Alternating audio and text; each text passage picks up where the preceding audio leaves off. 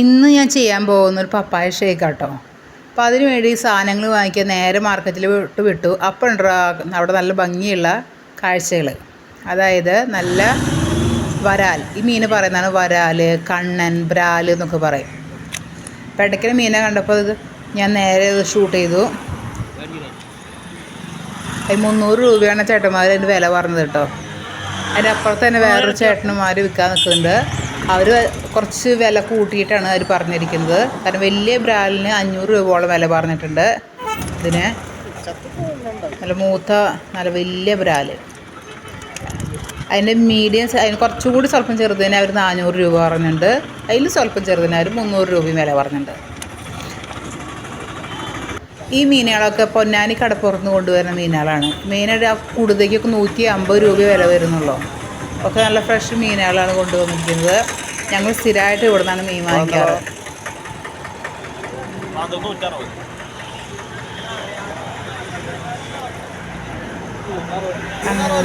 അങ്ങനെ നോക്കിയിരിക്കുമ്പോൾ അപ്പുറത്തെ കടയിലൂടെ നല്ല അസൽ ചായക്കടയിൽ.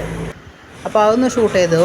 കട്ട്ലറ്റിൻ്റെ ഇറച്ചിയിലുണ്ട്, വെജിൻ്റെ ഉണ്ട്, പിന്നെ പരിപ്പ് വട, ഇലയട, കൊഴുക്കട്ട എന്ന് പറയുന്നത് എന്താ പേര് എനിക്കറിയില്ല കേട്ടോ.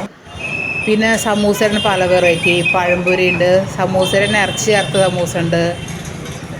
അങ്ങനെ പല ഐറ്റംസ്, നല്ല ഭംഗിയുള്ള പല ഐറ്റംസും ഉണ്ട്.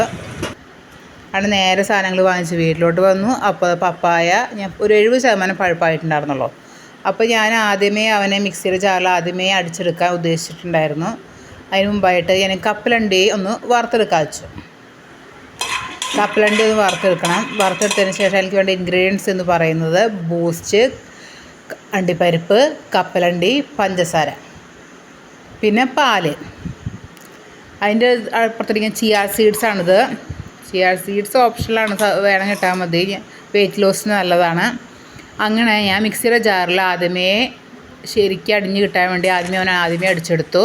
അതിന് ശേഷം കപ്പലണ്ടി, അണ്ടിപ്പരിപ്പ്, പഞ്ചസാര, പാല്, ബൂസ്റ്റ് എന്നിവ വിട്ട് മിക്സിയുടെ ജാറിൽ നല്ലൊരു കറക്കി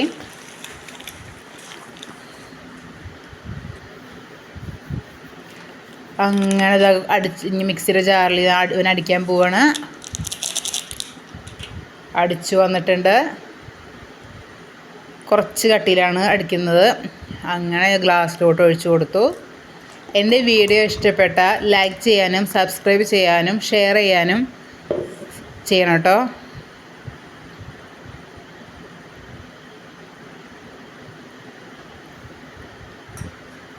ഷെയർ ചെയ്യാൻ മറക്കരുത്.